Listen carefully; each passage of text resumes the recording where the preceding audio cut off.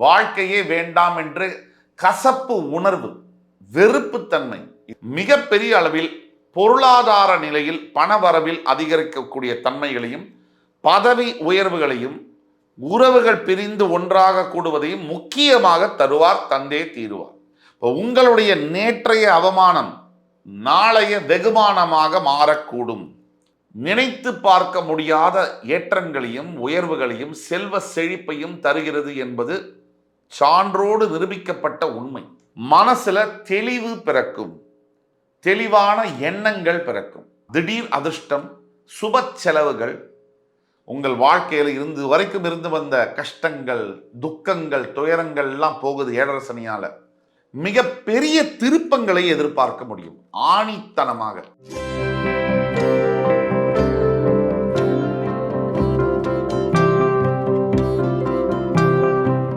வணக்கம். வக்ரதுண்ட மகாகாய சூரிய கோடி சமப்பிரப அவிக்னம் குருமே தேவ சர்வகாரியேஷு சர்வதா. தென்னாட்டுடைய சிவனே போற்றி, என் நாட்டவர்க்கும் இறைவா போற்றி. அன்பர்களே, நண்பர்களே, இந்த புத்தம் புதிய காணொளியில் உங்கள் அத்துணை பெயரையும் சந்திப்பதில் மிக்க மகிழ்ச்சி கொள்கிறேன். இன்னைக்கு நம்ம பேச போகிறது மிகவும் சிறப்பான ஒரு தலைப்பு. எனக்கு மிகவும் பிடித்த ராசியான மகர ராசி, அவங்கள பற்றி தான் பேச போகிறோம். மகர ராசியில் பிறந்த லட்சோப லட்ச நேயர்கள் ஏழரை சனியின் காட்டத்தினாலும் எதிர்ப்புகளையும் அவமானங்களையும் கடந்த 7.5 வருஷமாக மிகப்பெரிய இழப்புகளையும் சந்தித்து நொடிஞ்சு போய் இருக்கக்கூடிய அத்துணை மகர ராசி அன்பர்களுக்கும் இந்த காணொளி ஒரு சமர்ப்பணம். நம்பிக்கை உடையோர் இகழ்ச்சி அடையார், எப்பவுமே நம்பினார் கெடுவதே இல்லை. 30 ஆண்டுகளுக்கு பிறகு மகரம் என்னவா ஆக போறாங்க, என்ன நடக்க போகுது, எது உண்மை எது பொய், எதை எதிர்பார்க்கலாம் எதை எதிர்பார்க்க முடியாது, அதை பற்றி தான் இன்னைக்கு பேச போறோம். ஏன் 30 வருஷம்? 7.5 சனி 7.5 இயர்ஸுக்கு அப்புறமா மகர ராசி அன்பர்கள் தாங்குனா துயரங்கள், சொல்ல முடியாத அளவிற்கு மன சுமைகள், வாழ்க்கையே வேண்டாம் என்று கசப்பு உணர்வு, வெறுப்புத்தன்மை, இதையெல்லாம் அனுபவிச்சு முடிஞ்சு போச்சு. திருப்பியும் சொல்றேன், இதெல்லாம் முடிவுக்கு வரப்போகிறது. இது சத்தியமான உண்மை. ஏன் 30 ஆண்டுகள்? ஒவ்வொரு ராசியிலும் சனி பகவான் 2.5 வருஷத்திலிருந்து 3 வருஷம் வரைக்கும் சஞ்சரிக்கிறார். சுமாராக 12 ராசிகளை கடந்து வர்றதுக்கு 30 ஆண்டுகள் பிடிக்குது. அந்த வகையில் வருகின்ற மார்ச் 29, 2025 அன்று இந்த சனி பகவான் உங்கள் ராசியை விட்டு பெயர்ந்து திருக்கணித பஞ்சாங்கப்படி, அதாவது உங்கள் ராசியை விட்டு பெயர்ந்து கும்பத்தில் தற்சமயம் இருக்கார் ஆல்ரெடி ஒரு 2 வருஷமா. கும்பத்திலிருந்து பெயர்ந்து மீனத்திற்கு போகும்போது தான் உங்களுக்கு 100% 7.5 சனி முடிந்ததாக கருதப்படும்.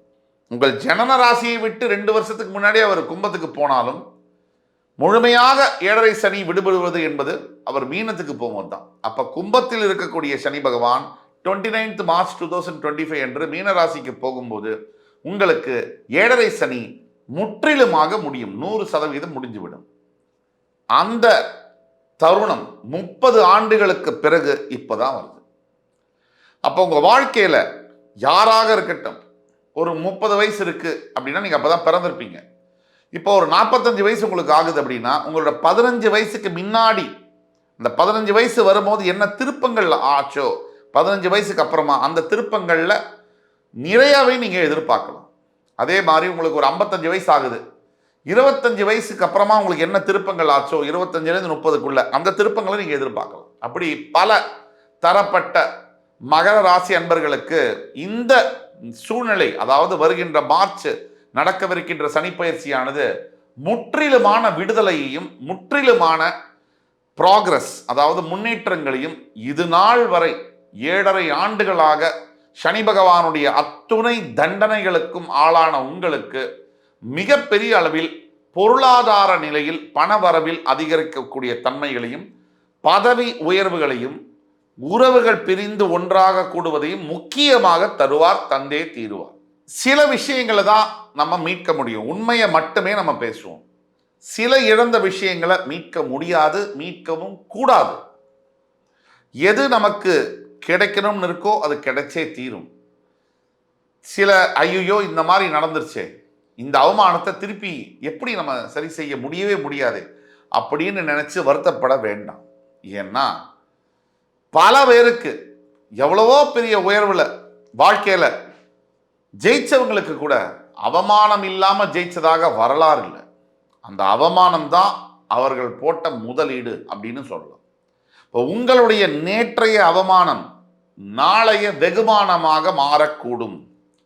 உற்று இந்த வீடியோவை கவனிச்சு பாருங்க. நீங்க மகர ராசியாக இருந்தாலும், உங்களுக்கு தெரிந்தவர்கள் யாராவது ஃப்ரெண்ட்ஸ், ஃபேமிலிஸ், ரிலேட்டிவ்ஸ் மகர ராசியாக இருந்தாலும் இந்த வீடியோவானது அவர்களுடைய வாழ்க்கையில் மிக முக்கிய நல்ல திருப்பங்களை ஏற்படுத்தியே தீரும். 30 ஆண்டுகளுக்கு பிறகு மகர ராசி என்ன மாதிரியான பொலிவுடன் தன்னுடைய ரீஸ்டார்ட் பட்டனை பிரஸ் பண்ணிட்டு முன்னாடி செல்ல போறாங்க, அதை பத்தி தான் பேச போறோம். சரியாக மார்ச் 29, 2025 தேதி கும்பராசியிலிருந்து சனி பகவான் மீனராசிக்கு திருக்கணித பஞ்சாங்கப்படி பெயரும் போது அந்த மீனத்துல சூரியன், புதன், சுக்கிரன், ராகு இந்த 4 கிரகங்கள் ஆல்ரெடி இருக்காங்க. 5வது பார்ட்டிசிபெண்டாக அன்றைய தேதியில் மார்ச் 29, 2025 அன்னைக்கு சனி பகவானும் போய் சேரப்போகிறார். உள்ளபடியே மீனராசி என்பது ஒரு மோட்சஸ்தானம் சொல்லப்படும். அதாவது மேஷராசிக்கு 12ஆம் வீடு, காலபுருஷன் 1ஆம் வீடு மேஷம், 12ஆம் வீடு மோட்சஸ்தானம். அந்த மோட்சஸ்தானத்துல சூரிய, புத, சுக்கிரன், ராகு கூட சேர்ந்து சனியும் போய் உட்கார போறார். இப்போ உங்களுடைய மகர ராசியிலிருந்து இந்த பதிவை நீங்க பாருங்க. வேதங்களில் சொல்லப்படும் ஜோதிடம், சித்தர்களாக சொல்லப்பட்ட ஜோதிடம், மகான்கள் கொடுத்த வடிவங்கள், இதெல்லாம் யோசிச்சு பார்க்கும்போது ஒரு ராசி என்பது சந்திரனின் அடிப்படையில் வருவது.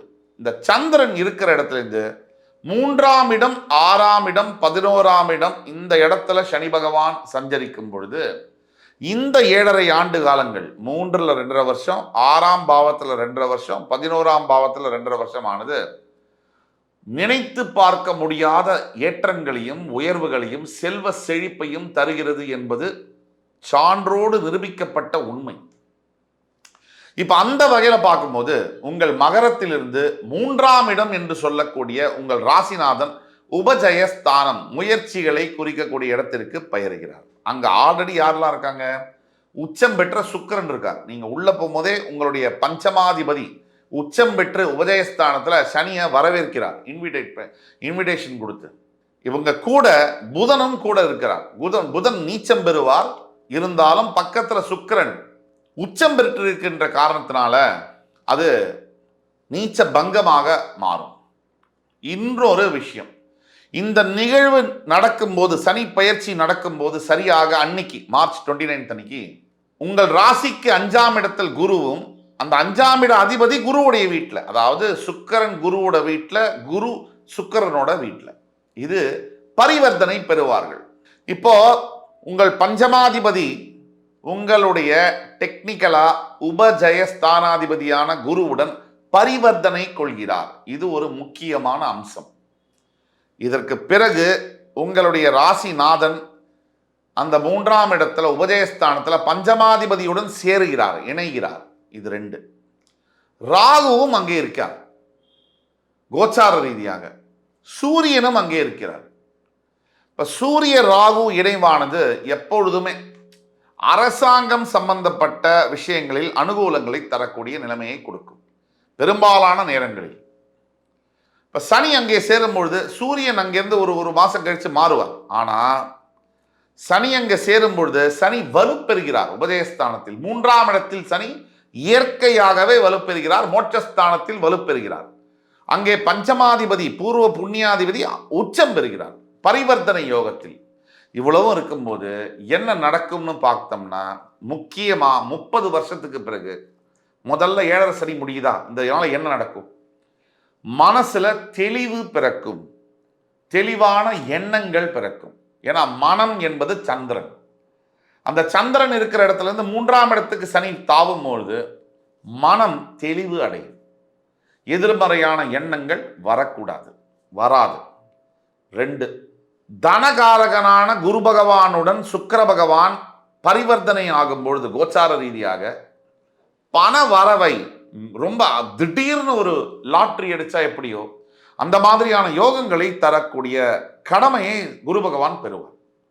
சுக்கிரன் அப்படின்னா திடீர் அதிர்ஷ்டம், சுப செலவுகள், ஆடம்பர வாழ்க்கை, லக்ஸரி, வெளிநாட்டு தொடர்புகள், இதெல்லாம் சுக்கிரன்.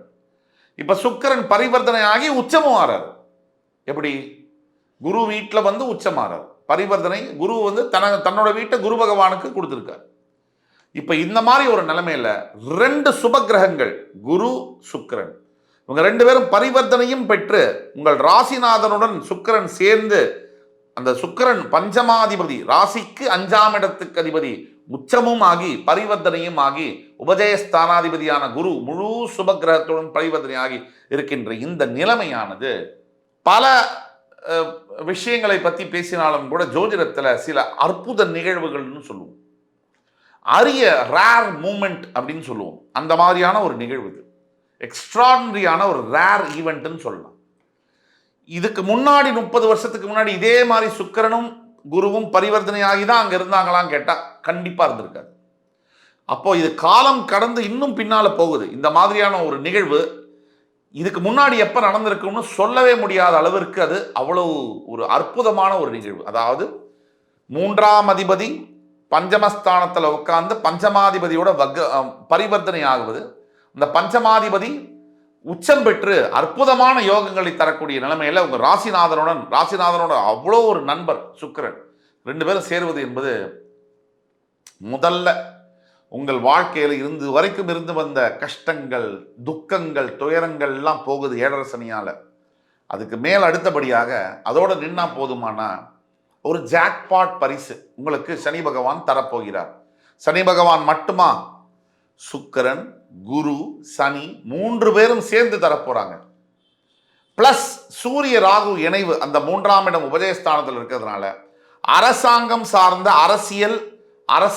அரசு எந்திரமாக செயல்படக்கூடியவர்கள், சட்டத்துறை நீதிபதிகளாக இருக்கக்கூடிய lawyers and advocates and judges, இவங்களுக்கு எல்லாருக்குமே மகர ராசியில் நீங்க இருக்கீங்கன்னா உங்களுக்கு இதை விட ஒரு எக்ஸ்ட்ராடினரியான ஒரு ஈவெண்ட், ஒரு டைம் வரவே முடியாது. இதுக்கு முன்னாடி 30 வருஷத்துக்கு முன்னாடி சனி பயிற்சியா இருக்கலாம், 7.5 சனி முடிஞ்சிருக்கலாம். இப்படிப்பட்ட ஒரு காம்பினேஷன் எத்தனை வருஷமா உங்களுக்கு நீங்க காத்திருந்து இந்த ஈவெண்ட் நடக்குதுன்னு சொல்ல முடியும். ஆக கோச்சார ரீதியாக ஒரு பிக்சர் பர்ஃபெக்டான ஒரு நிலைமைக்கு தான் நீங்க வந்திருக்கீங்க. சரியாக மார்ச் 29 29th of March 2025 இந்த நிகழ்வு நடக்கும்போது உங்களுடைய வாழ்க்கையில மிகப்பெரிய திருப்பங்களை எதிர்பார்க்க முடியும். ஆணித்தனமாக உடனே சில பேர் கமெண்ட்ஸ்ல வந்துருவாங்க, ஆடா ஒண்ணுமே நடக்கல, போ நல்லதை சொன்னா பொய் சொல்றான், கெட்டதை சொன்னா ஒரே நெகட்டிவ். இப்போ நல்லதும் இல்லாம கெட்டதும் இல்லாம நடுவில் ஒன்று இருக்க முடியுமா? ஏதாவது ஒரு ஸ்டாண்ட் தான் இருக்க முடியும். அங்கே நம்ம பல அன்பர்கள் கூட கேட்டுக்கிட்டீங்க, கமெண்ட்ஸில் சொல்கிறவங்களெல்லாம் விட்டுருங்க சார், இக்னோர் பண்ணுங்கன்னு. அதுபடியே நம்மளும் இக்னோர் பண்ணிட்டு நல்லதை பற்றி பேசுவோம், நல்லதை பற்றி நினைப்போம், நல்லதே நடக்கும். மகர ராசி அன்பர்களுக்கு உங்களுடைய வைராக்கியம் வெற்றி பெறக்கூடிய நாளாக அந்த மார்ச் 29க்கு பிறகு எனி டைம் உங்கள் வாழ்க்கையில் முக்கிய திருப்பங்கள், மிகப்பெரிய அளவில் பண வரவு, பொருளாதார வரவு, பதவி உயர்வு இதில் எதிர்பார்க்கலாம். இரண்டாவதாக திடீர் ஜாக்பாட் லாட்ரின்னு சொன்ன அந்த மாதிரி பெரிய நல்ல ஒரு பாசிட்டிவான விஷயங்கள் நடந்தே தீரும். அதே மாதிரி மூன்றாவது பிரிந்து போன உறவுகள், கல்யாணமாகாமல் இருக்கக்கூடிய குடும்பங்கள், பிரிந்து 7.5 சனியினால கணவன் மனைவி பிரிவில் இருக்கக்கூடியது எல்லாம் சரியாகி ஒரு பெரிய மாற்றங்களை உங்களுக்கு தன்னாலவே ஊற்றுவிக்கும். அந்த மாற்றங்கள் தொடர்ந்து நடந்து கொண்டே இருக்கும். அதுதான் அதில் ஒரு பெரிய ஒரு பாயிண்ட். மறுபடி நல்ல விஷயங்கள் நடந்து கொண்டே இருக்கும். நல்லவர்களை சந்திப்பது, நல்ல விஷயங்களில் பங்கேற்பது, இது போன்ற அற்புதமான நிகழ்வுகள் நடந்து கொண்டே இருக்கும். ஆக ஒட்டு மொத்தத்தில் பார்த்தோம்னாக்க இந்த சனி பயிற்சியானது 30 ஆண்டுகளுக்கு பிறகு வரக்கூடிய இந்த அற்புத நிகழ்வை நீங்கள் பயன்படுத்தி கொள்ள வேண்டும்.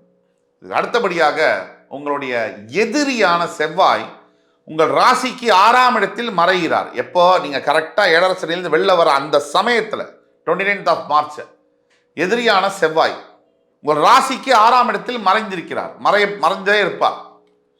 அதே மாதிரி உங்கள் பஞ்சமஸ்தானத்தில் இருக்கக்கூடிய குரு கரெக்டாக அவர் 5ஆம் இடத்திலிருந்து உங்களுடைய 7ஆம் இடம், அதாவது உங்களுடைய பாக்யஸ்தானம், உங்களுடைய ராசி எல்லாத்தையும் அவர் 5ஆம் பார்வையாலையும் 9ஆம் பார்வையாலையும் பார்ப்பார்.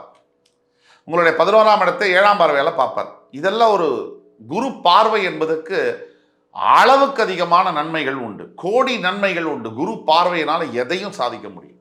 அவ்வளோ நல்ல விஷயம். இது எல்லாம் நேரம் கூடி காலம் கூடி வருது.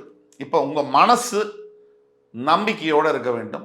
ஆண்டவனை, நீங்கள் இறைவனை மனதார நினைத்து உங்கள் குறைகள், மனசுல என்ன குறைகள் இருக்கோ, எந்த ஒரு மனிதனும் கடவுளாகவே முடியாது. இது சத்தியம். கடவுள் வேணா மனிதனாக வரலாம் அவதாரம் எடுத்து, ஆனா மனிதன் கடவுளாக இருக்கவே முடியாது. ஆனா நீங்க உங்க மனசுல என்னென்ன குறைகள் இருக்கோ, அது ஆரோக்கியம் சம்பந்தப்பட்ட பிரச்சனையாக இருக்கலாம், குழந்தைகளை பிரிஞ்சு நீங்க இருக்கக்கூடிய ஒரு மனசு வேதனையாக இருக்கலாம், கணவன் மனைவிக்குள்ள இருக்கக்கூடிய பிரிவாக இருக்கலாம், குழந்தைகளை பார்க்க முடியலையேங்கிற நினைப்பு கொள்ற மாதிரி இருக்கலாம், பணத்தினால் ஏற்பட்ட அவமானங்களாக இருக்கலாம், வாழ்க்கை தரம் கீழே வந்திருக்கலாம். எது நடந்திருந்தாலும் நீங்க அத்தனையும் மனசுல மனதார அந்த ஈஸ்வர பெருமான்கிட்ட வேண்டிக்கிட்டு, நாம சொல்லக்கூடிய சனி காயத்ரி மந்திரம் யூடியூப்ல கூகுள்ல எல்லாமே இருக்கு, அதை சொல்லணும். இரண்டாவதாக கண்டிப்பா மகர ராசியில் இருக்கக்கூடியவர்கள் முடிந்த வரைக்கும் திருநள்ளாறு இருக்கக்கூடிய தர்பாரண்யேஸ்வரரை தரிசனம் செய்ய வேண்டும். மார்ச் 29, 2025 கூட்டத்தில் போக முடியல, ஒரு நாள் முன்னாடி ஒரு நாள் அப்புறம் கூட போங்க, தப்பில்லை. கடவுள் இந்த டைமுக்கு நீ வந்தா தான் நான் பண்ணுவேன்ற சொல்ற பேர் கடவுளே இல்லை, அப்படி செய்யவே மாட்டார். ஆக உங்களுக்கு சௌரியப்பட்ட நேரத்தில் ஒரு வாரம் முன்னாடியே 10 நாள் அப்புறம் கூட நீங்க போகலாம். ஒன்று. மூன்றாவது, தர்மம். ஈஸ்வரன் சனீஸ்வரன், தர்மம் தான், அதுக்கு மட்டும்தான் சனீஸ்வரன் கட்டுப்படுவார். வேற எதுக்குமே அவர் கட்டுப்பட மாட்டார். நீங்கள் ஓரளவுக்கு மிடில் கிளாஸா இல்ல பணக்காரரை சேர்ந்த வகையரை சேர்ந்தவரா, நீங்க கண்டிப்பாக தர்மம் செய்ய வேண்டும். எல்லாத்துக்கும் மேல நாம சொல்லக்கூடிய அத்துணை பலன்களும் 65 முதல் 75% மகர ராசி நண்பர்களுக்கு வேலை செய்யும். ஒரு 25% உங்களுக்கு வேலை செய்யுமா தெரியாதுன்னா, கீழே கொடுக்கப்பட்டுள்ள வாட்ஸ்அப் நம்பர்ல உங்களுடைய தனிப்பட்ட ஜாதகத்தை கொண்டு வந்து காமிக்கும் போது மட்டும்தான் உங்களுக்கான வாழ்க்கையில உங்க ஜாதகத்துல பிறவியில இருக்கக்கூடிய பலன்களும் இந்த கோச்சார ரீதியான பலன்களையும் சேர்த்து வச்சு சரியான ஒரு தீர்ப்பை சொல்ல முடியும். இதுதான் உண்மை. ஆக இந்த காணொளி என்பது என் உயிரினும் மேலான மகர ராசி நண்பர்களுக்கு மிகப்பெரிய ஒரு விடிவெள்ளி காணொலியாக இருக்கும் என்பதில் கொஞ்சமும் சந்தேகம் இல்லாமல், அடுத்து வரும் காணொலியில் உங்கள் அத்துணை பேரையும் சந்திக்கும் வரை உங்களிடமிருந்து விடைபெறுவது உங்கள் சுபாஷ் பாலகிருஷ்ணன். நன்றி, வணக்கம், வாழ்க வளமுடன்.